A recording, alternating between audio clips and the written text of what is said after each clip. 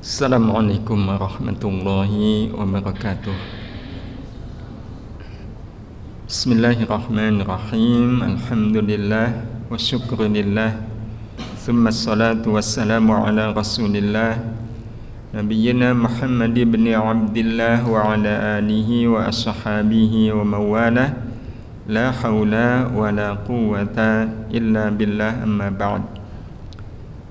Bapak Ibu jamaah Ashar Masjid Salahuddin yang dirahmati Allah, alhamdulillah kita kembali diberi kesempatan melanjutkan kajian kita, kajian Tazkiyatun Nafas, yang sore ini kita ingin mengaitkan Tazkiyatun Nafas dengan aqidah. Aqidah jelas butuh Tazkiyatun Nafas. Tanpa tazkiyatun nafas, aqidah itu ada dalam teori tapi menjadi sulit untuk diwujudkan dalam kenyataan. Padahal aqidah itu punya urgensi yang nyata, urgensi yang sangat penting bagi kehidupan. Kenapa? Karena kita pahami sejenak apa itu aqidah. Aqidah itu secara bahasa berasal dari kata aqdun, yang artinya ikatan. Aqdun yang kemudian dibahasakan dalam bahasa Indonesia menjadi akad. Ada akad jual beli. Nah, kalau sudah terjadi akad jual beli berarti sudah ada ikatan antara penjual dan pembeli. Yang ikatan ini pasti berkonsekuensi. Konsekuensinya penjual harus mau menyerahkan jualannya dan pembeli harus menyerahkan uangnya. Selain akad jual beli ada akad lain, akad nikah. Jadi kalau laki perempuan belum akad kan nggak ada ikatan. Begitu sudah aqdun nikah, ada ikatan. Yang laki-laki jadi suami, yang perempuan jadi istri. Yang tentu ini akan memberikan konsekuensi. Jadi inilah pengertian akidah secara bahasa, artinya ikatan. Tapi tidak cuma sekedar ikatan, tapi ikatan yang kokoh, kuat dan erat. Karena kokoh, kuat dan erat, ada konsekuensinya. Tadi konsekuensinya antara penjual, pembeli, suami, istri itu kan ada konsekuensi. Jadi inilah akidah secara bahasa, artinya ikatan yang kuat, yang membuat yang diikat akan terus berjalan di tempatnya. Jadi kalau gambarannya kapal, kapal itu ada tali yang mengikatnya, dan kapal ini berjalan ditarik, maka kapal itu nggak akan kemana-mana kecuali akan mengikuti siapa yang menarik.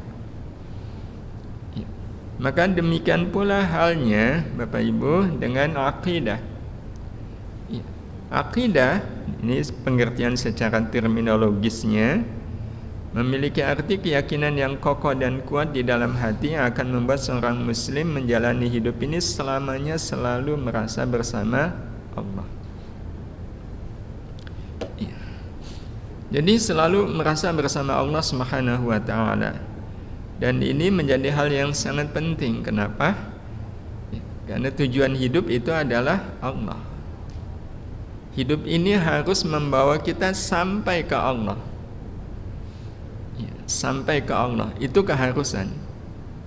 Di mana kita harus sampai ke Allah itu sebelum ajal datang. Orang kalau hidupnya sudah sampai ke Allah, insya Allah hidupnya nggak ada masalah dengan Allah maksudnya. Nah, orang kalau nggak ada masalah dengan Allah, terus kemudian didatangi malaikat Israel, kan malaikat Israel menjemput kita untuk ketemu dengan Allah. Nah, kita sudah sampai ke Allah, berarti nggak ada masalah dengan Allah. Berarti ketika kita dipertemukan oleh malaikat Israel dengan Allah, ada masalah nggak? Enggak. Tapi kalau belum sampai ke Allah, berarti ada masalah dengan Allah. Iya, ada masalah dengan Allah. Nah, masalah dengan Allah ini menjadi masalah yang serius. Iya. Hadirin hadirah yang dirahmati Allah Subhanahu wa taala, akidah menjadi hal yang sangat penting. Jadi akidah itu kalau digambarkan, ya, seperti semisal kita mau ke rumahnya Mas Fakih. Paling mudah untuk bisa cepat sampai ya, ke rumahnya Mas Fakih, caranya gimana Bapak Ibu? Minta Sherlock. Jaminan nggak kesasar nggak? Jaminan kesasar nggak? Atau jaminan nggak kesasar? Belum. Yang pasti nggak akan kesasar, iya, dan cepat sampai. Bonceng Mas Fakih. Itu sambil merem nyampe itu. Maka demikian pula halnya akidah itu membuat kita hidup selalu merasa bersama Allah. Jadi ikatan akidah itu akan membuat kita kapanpun, dimanapun, dalam keadaan apapun, itu selalu merasa bersama Allah. Nah, kalau selalu merasa bersama Allah, hidup kita akan terbimbing, dan pada akhirnya akan sampai ke Allah Subhanahu wa taala. Dan kita katakan tadi, ini menjadi hal yang sangat penting karena hidup ya, di dua pertemuan yang lalu itu kan salah satunya kita fahami sebagai perjalanan mengarungi samudera kehidupan menuju pantai tujuan. Ini gambaran hidup yang memang sangat dekat dengan realita. Jadi mengarungi samudera kehidupan, yang mengarungi yang namanya mengarungi samudera itu kan pasti ada ombak, ya, ada badai, ada gelombang. Nah, kita hidup itu nggak mungkin, ya, nggak mungkin landai, nggak mungkin datar-datar saja. Ya. Ada tiga kenyataan dalam hidup kita, yang tiga kenyataan ini meniscayakan dalam perjalanan hidup kita. Ya, ada riak-riak, ada gelombang, ada badai. Ya, tiga kenyataan. Ya. Tiga kenyataan itu, yang pertama fakta bahwa dalam hidup kita ini ada setan. Setan itu masalah nggak dalam hidup manusia? Masalah. Itu fakta. Adanya setan. Setan ini kan menimbulkan banyak masalah. Dihantam sini, digoda, diganggu. Itu setan. Yang kedua adalah fakta, kita punya nafsu. Nafsu kita sering bergejolak nggak Bapak Ibu? Oh, sering bergejolak. Dihina orang bergejolak, dijegal orang bergejolak. Kita merasa seperti dihantam sana sini. Itu yang terasa sebenarnya nafsu kita. Dan yang ketiga, fakta yang membuat hidup ini betul-betul seperti mengarungi samudera adalah fakta kenyataan hidup. Ya, fakta kenyataan hidup.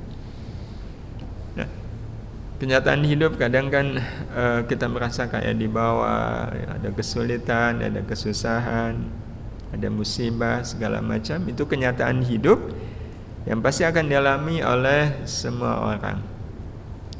Inilah hidup menuju pantai tujuan. Nah, pantai tujuan ini Allahu ghayatuna. Ya, inilah tujuan hidup. Nah, Bapak Ibu yang dirahmati Allah, untuk bisa sampai ke tujuan hidup yaitu Allah, ya, namanya juga samudera kan butuh bahtera. Nah, ini ada dua bahtera Bapak Ibu. Bahtera pertama itu ada tali yang mengikat dia menuju ke tujuan. Iya. Karena ada tali, kira-kira dia akan bergerak lurus, mengikuti tarikan tali, dan talinya akan menarik dia menuju ke tujuan. Ya, ombak, badai, segala macam itu tidak akan membuat dia terombang-ambing. Tidak mungkin membuat dia timbul tenggelam. Dia akan berjalan tenang, lurus hingga akhirnya sampai. Karena ada tali yang mengikat dia. Nah, satunya nggak ada tali. Apa yang akan terjadi ketika nggak ada tali? Ya, terombang-ambing. Maka demikianlah Bapak Ibu yang terjadi pada diri seorang mukmin yang merasa terikat dengan Allah dan yang merasa tidak terikat dengan Allah. Dan sekali lagi yang membuat seseorang muslim itu terikat atau tidak terikat adalah akidah dia, keyakinan dia. Akidahnya sekuat apa? Karena kalau akidahnya hanya dalam ucapan, tidak dalam kenyataan, ya pasti hidupnya itu akan terombang-ambing. Nggak jelas ini orang mau kemana. Apa yang sebenarnya dia tuju? Aktivitasnya itu nggak jelas apa yang dia inginkan.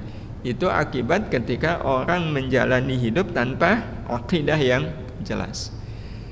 Nah, hadirin hadirah yang dirahmati Allah Subhanahu wa taala. Jadi kita bisa melihat ya, siapapun yang mengikatkan hidupnya dengan Allah, mengikatkan hidupnya dengan Allah berarti punya akidah yang kuat.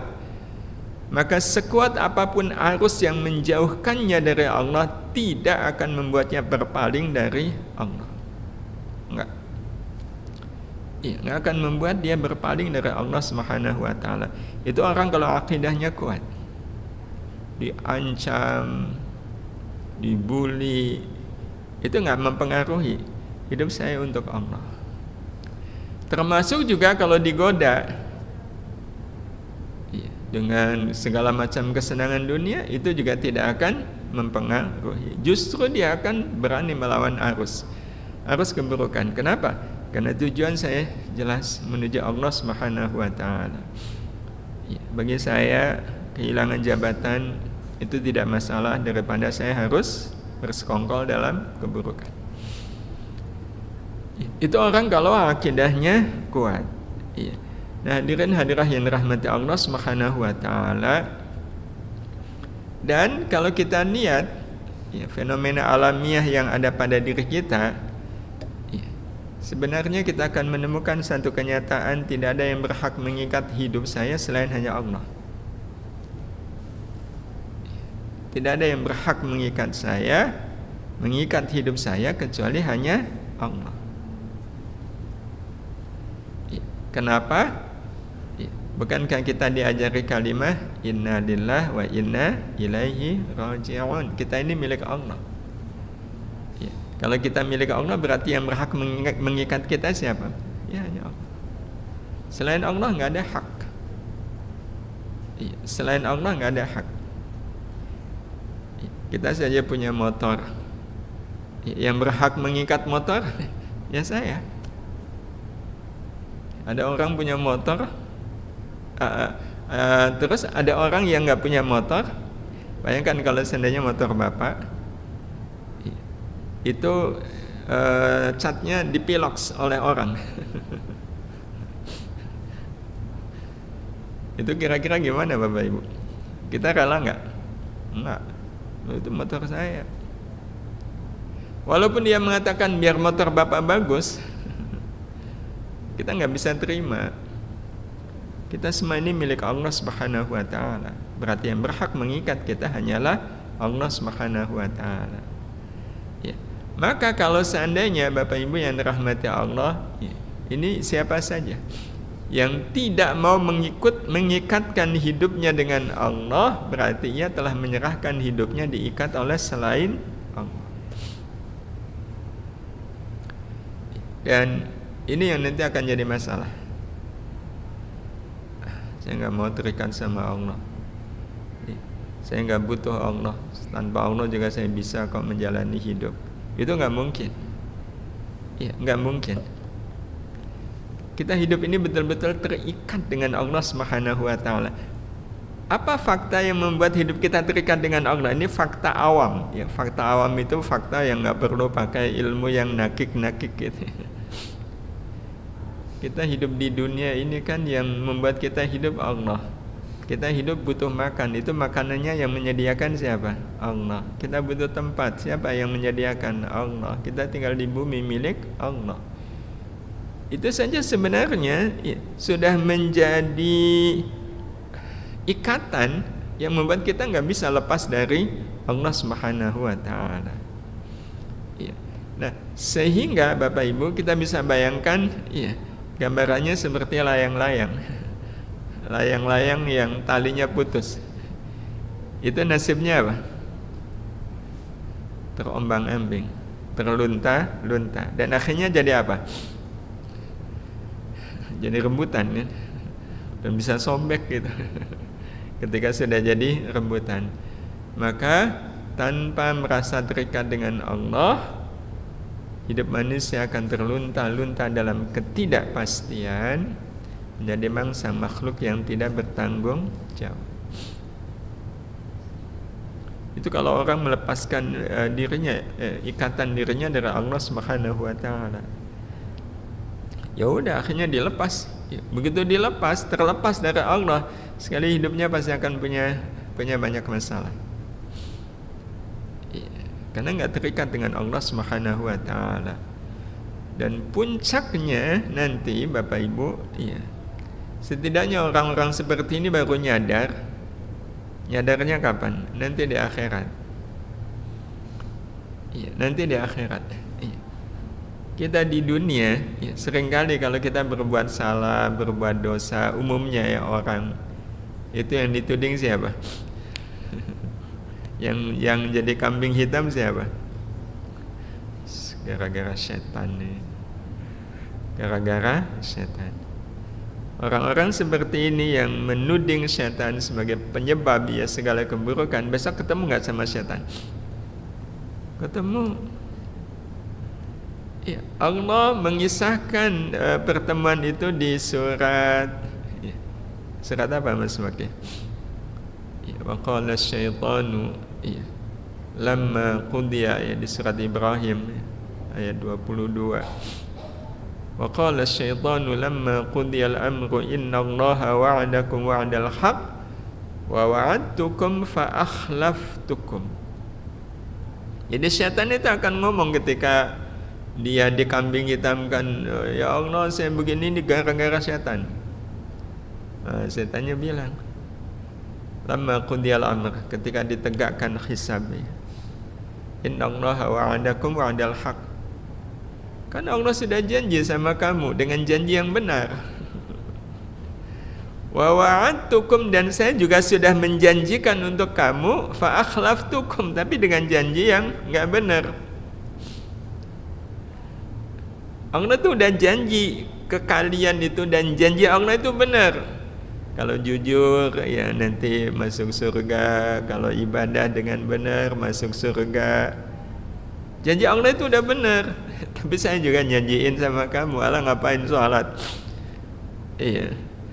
Ngapain sholat, nggak asik Mendingan nonton bola nih asik.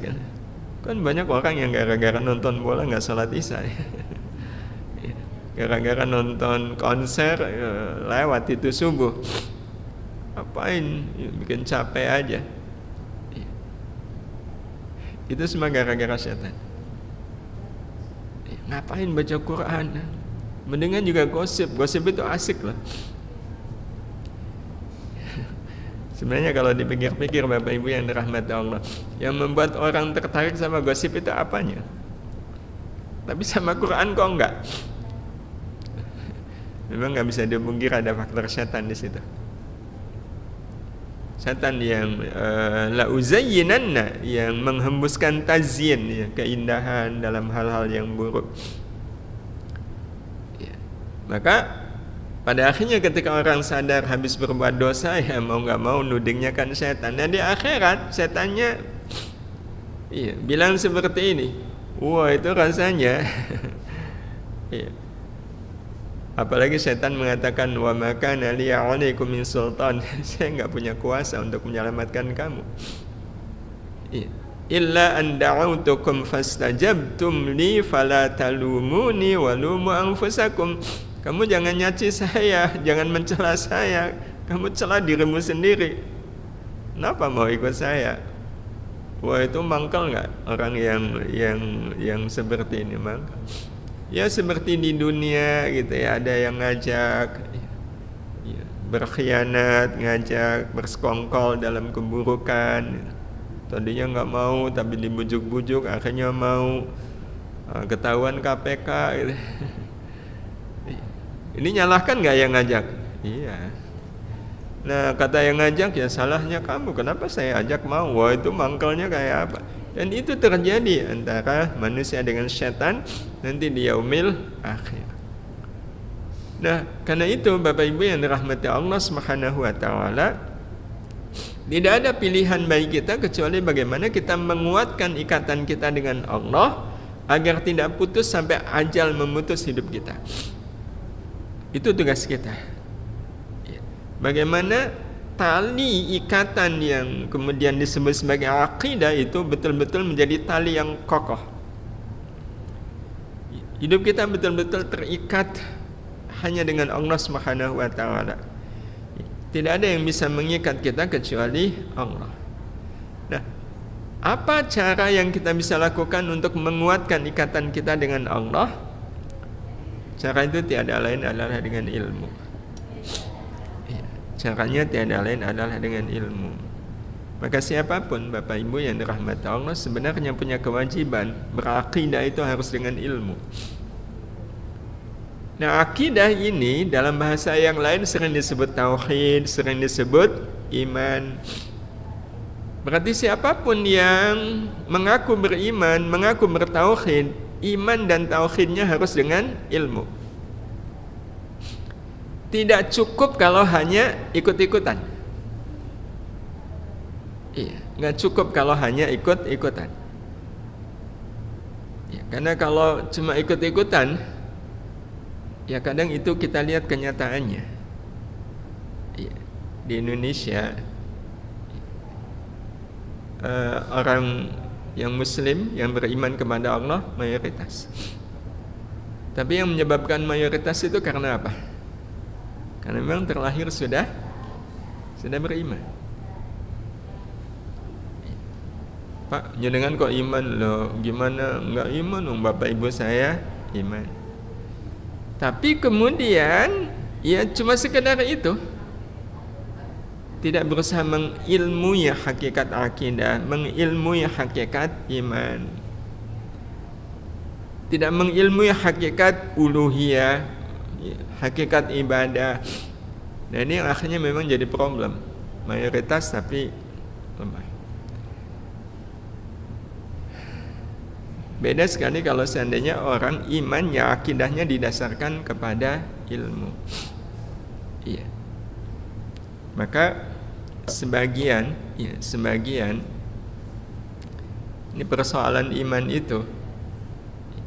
Jadi kalau imannya itu iman yang ikut-ikutan, ikut orang tua, ya, ikut siapa gitu, itu status imannya masih mukhtalaf alaih. Masih mukhtalaf alaih. Mukhtalaf itu ya sebenarnya diperselisihkan. Jadi kan imannya kayak semacam takdir aja, anak bapak ibunya iman. Sehingga pertanyaannya, benar nggak sih ini beriman gitu? Kok iman tapi nggak sholat kan? Itu karena nggak didasarkan pada ilmu. Iman tapi nggak punya rasa ta'zim kepada Allah Subhanahu wa taala. Itu sebenarnya problem. Sementara kita kalau melihat mereka yang akhirnya melabuhkan hidupnya kepada Islam tapi didasarkan pada ilmu, itu kan kekuatan imannya sungguh amat sangat luar biasa. Dan itu kita jumpai dalam perjalanan Islamnya orang-orang yang memang mereka masuk Islam itu betul-betul karena panggilan ilmu. Salah satunya, ini pernah terjadi di masa Nabi Sallallahu Alaihi Wasallam. Ada orang namanya Jubair bin Mut'im. Waktu itu beliau masih kafir. Dan beliau itu dianggap sebagai secerdas-cerdasnya orang kafir Mekah. Nah, waktu itu kisahnya setelah Perang Badar. Perang Badar kan dimenangkan oleh kaum muslimin. Banyak orang-orang kafir yang ditangkap, yang jadi tawanan. Nah, tentu orang-orang Mekah kan ingin tawanan itu dibebaskan.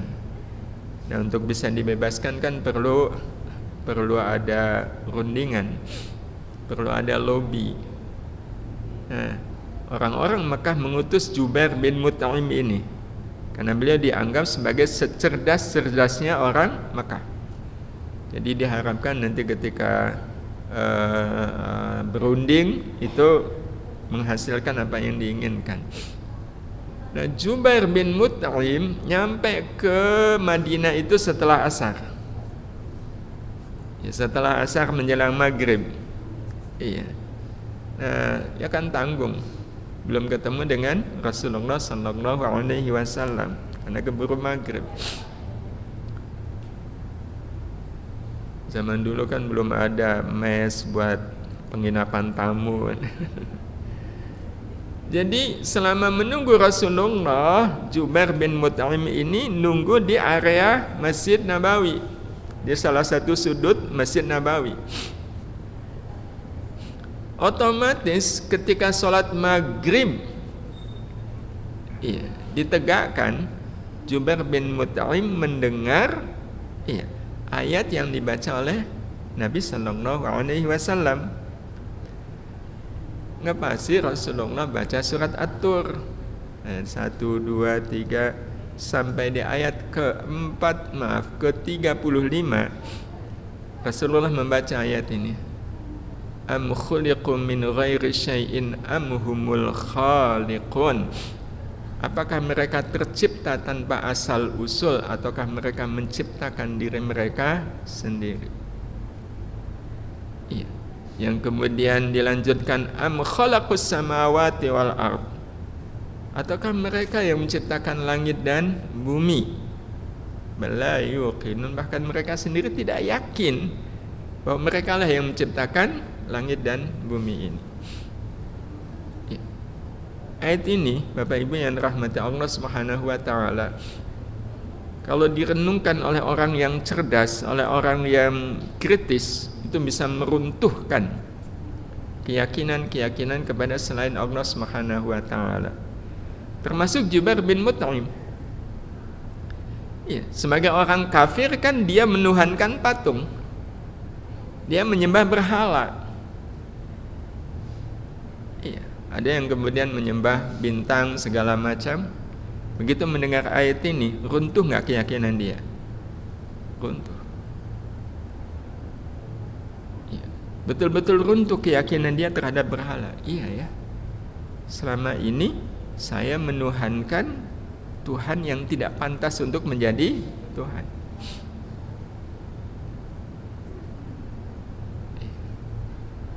Kan seseorang boleh saja menuhankan apapun, tapi kan harus sesuai dengan kriteria.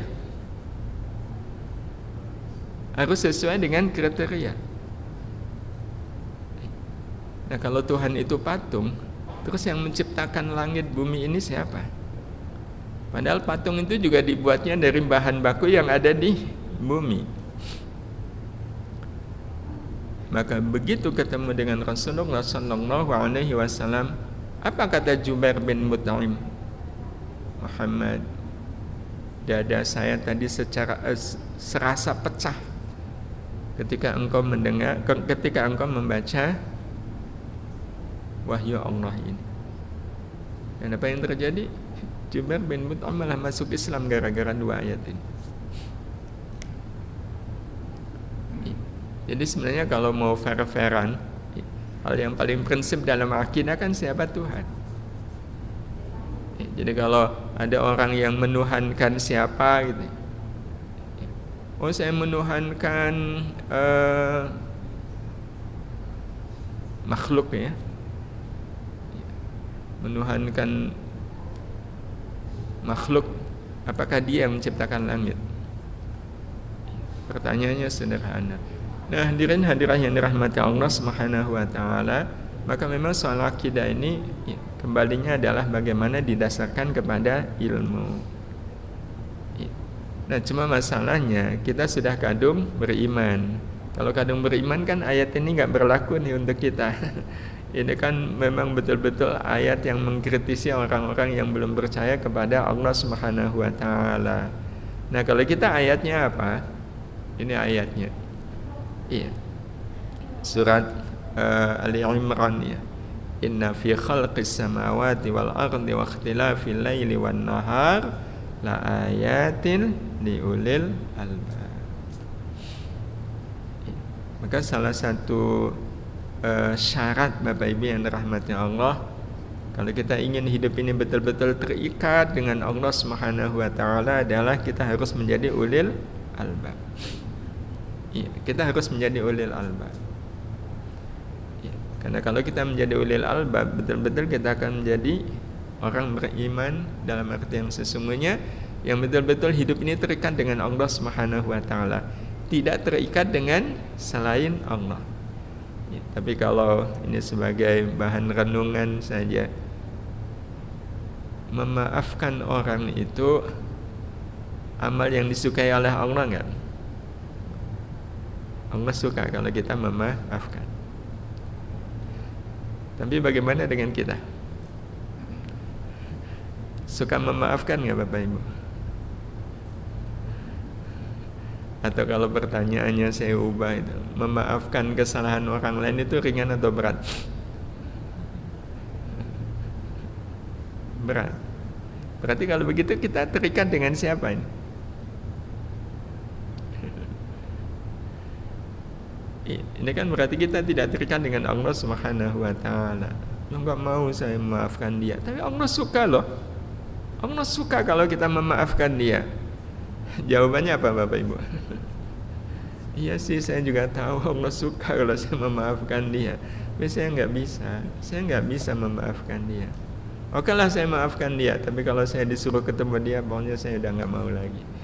Berarti orang seperti ini kalau direnung-renung, dia terikatnya sama siapa? Dia tidak mau melakukan amal yang dia tahu Allah suka.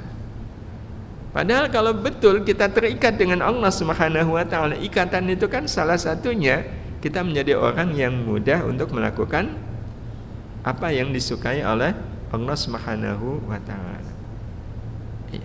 Sementara di sisi yang lain, iya, mungkin saya pernah sampaikan logika ini.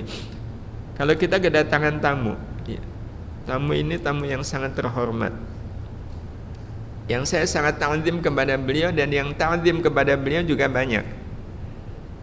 Iya, katakanlah beliau seorang ulama yang sangat alim, yang sangat salih, yang sangat disegani, yang ilmunya luas dan bermanfaat.